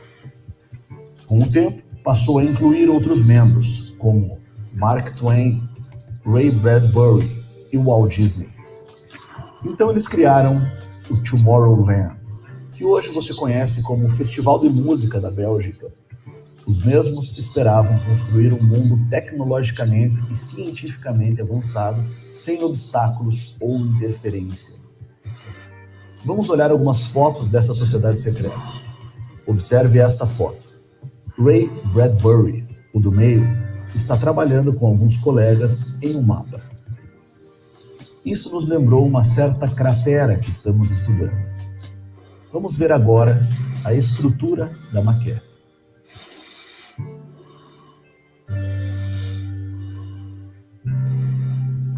vamos enchê-lo com água e colocar algumas construções nela. Esta foto foi tirada nos anos 50 e agora, mais de 60 anos depois, eu penso que estamos olhando para os planos do novo mundo. Estão colonizando as terras além. Aqui um mapa da Disney, mostrando a mesma colonização. Agora você entende porque todo o planeta está endividado? Eles estão usando o nosso dinheiro para construir um mundo para eles. Então, Ray Bradbury, autor de ficção científica, foi um grande amigo de Walt Disney. Vamos dar uma olhada na Disneylândia, vista de cima. Bingo! Vamos localizar a mesma cratera. Suspicious Gallus M. Essa aqui é uma das hipóteses, tá? A gente está trabalhando com 3 hipóteses de crateras para a Terra, tá? Suspicious é uma. Agora vejamos a Disney do Japão.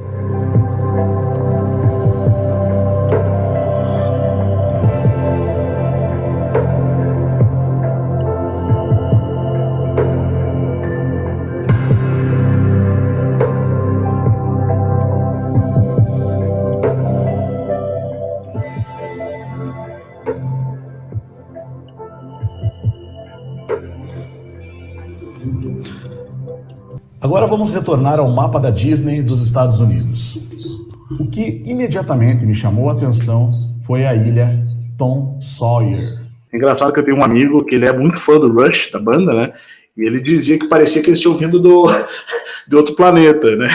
A banda. E quando você começa a entender o Plus Ultra e você vai ouvir o Rush, você vê que de fato tem muita coisa codificada ali. Essa ilha seria o nosso mundo, os continentes todos codificados ali. Né? E aqui, se você pegar essa metade aqui do mundo, a metade da esquerda, no caso, né, se parece muito até com o modelo da Terra convexa, se você reparar. Né? Vai ter ali um mar além, né, e uma camada de gelo. Tá. Aqui a ilha Tom Sawyer, do mapa da Disney, e você vê ali a codificação dos locais da Terra.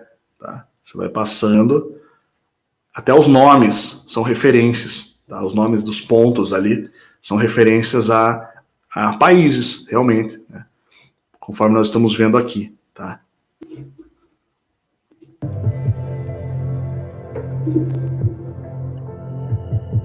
Índia, Austrália, todo o mapa da Terra está conectado aqui e forma de fato uma árvore com todas as partes da Terra conectadas.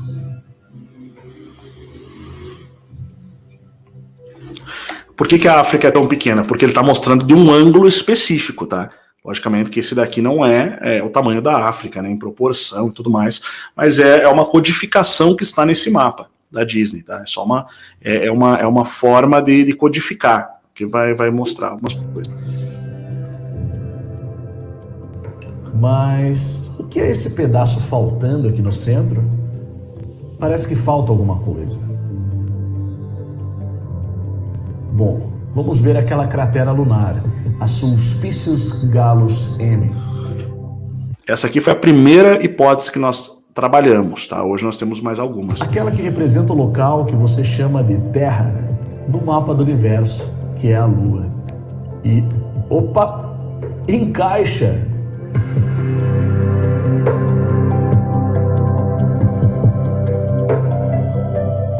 Você pega o nosso mapa mundi mais conhecido, você corta a América, gira ela horizontalmente e coloca abaixo da Ásia.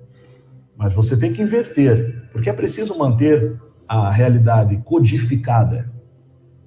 É por isso que a África aparece tão pequena. É provavelmente o menor ponto em nossa biosfera. Será que isso tem alguma relação com a perspectiva do ponto de vista de onde se observa esse mapa? Mas o que é essa parte central?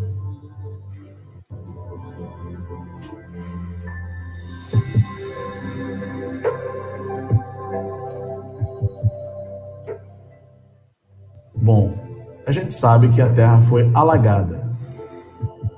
Houve um dilúvio.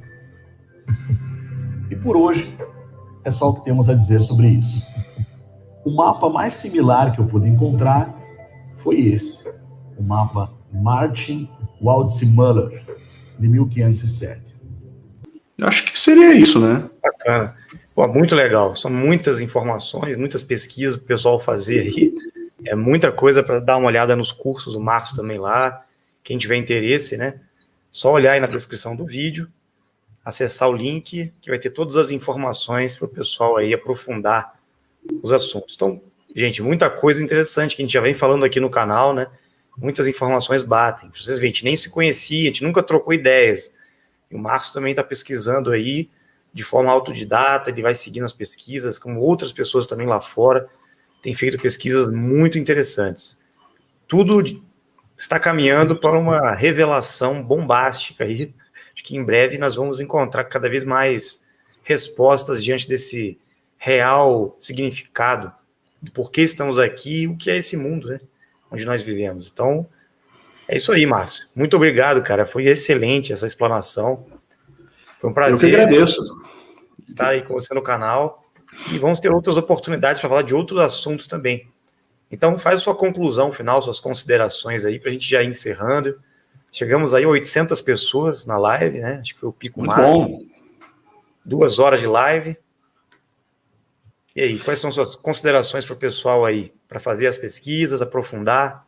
Bom, quero agradecer, né, pela oportunidade de mostrar aqui o material do Formate, os estudos aqui do Instituto Licente, do Além da Nuvem, agradecer a presença de todos os inscritos aqui do seu canal, né, do canal Rafael Hungria, os nossos alunos, os nossos inscritos lá do Além da Nuvem também que vieram aí prestigiar, né, a gente avisou, né, que ia rolar live aqui também, né, peço que se inscrevam também aqui no canal do Rafael, acompanhar os estudos, as novidades aí, né, a galera, ou conhece lá também o canal Além da Nuvem. E, bom, pessoal, é isso. Tem muita coisa, para mostrar. Hoje a gente deu só uma palhinha sobre esse assunto, né? Não esperem que essa revelação venha das autoridades, porque, na verdade, eles se organizaram justamente para não revelar muita coisa e já faz alguns séculos. Então, muito bem organizados, né? Seria muito legal, né? A gente com certeza vai fazer outras aí. Essa foi a primeira, falar um pouco da verdadeira história do Brasil também, que tem um papel fundamental. É o primeiro lugar onde se passa quando vem da Antártida, né? É a América do Sul. Então é isso. Eu quero desejar uma boa noite a todos, agradecer, e é isso, né? Agradecer aos moderadores, a todo mundo que está participando hoje aí. Obrigado, Márcio. Valeu. Vamos ver se a gente marca. Agradecer o Garibaldi também, né, que fez o primeiro contato, né, muito obrigado, Garibaldi, tá, por esse contato, foi muito legal poder trazer aqui para uma galera nova esse material que a gente está estudando lá. Abração aí pro Sniper também, Sniper One, nos Estados Unidos, vai soltar o balão aí pro pessoal. Verdade, o Sniper, inclusive, foi a pessoa que falou muito bem de vocês para mim, né, que fez a primeira ponte, na verdade, antes do Garibaldi falar comigo, quem fez foi o Sniper, então, legal. Salve pro Sniper aí, muito obrigado também. Beleza. Então, valeu, gente. Isso aí. Lembrando que aqui no canal nós vamos trazer muitos assuntos, muitas pesquisas que englobam todos esses assuntos e outros também, né? Com o objetivo aqui a unificação, a gente vai percorrer a verdade, caçar e percorrer o caminho da verdade em todos os sentidos. Então é isso aí, gente. Bem-vindos ao pessoal que está chegando pela primeira vez. Foi um prazer estar com vocês. Agradeço ao Márcio mais uma vez.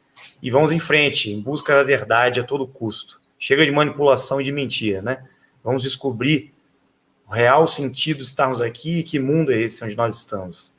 Um abraço a todos, nos vemos aí numa próxima live. Até mais. Valeu.